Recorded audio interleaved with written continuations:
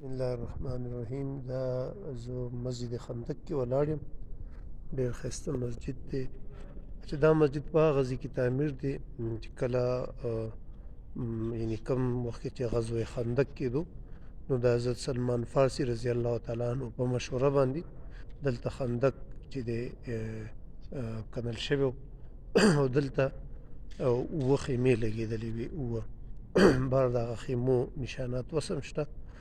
هلته یې مساجد جوړ کړي دي او حضور صلی الله علیه وسلم اووه خیمې لګولې وې مختلف خیمو کې. اووه اذان ورکړي نو دښمن دا محسوس کړه چې یاره دا خو اووه اذان وشو دا خو بلا شي خلکه دي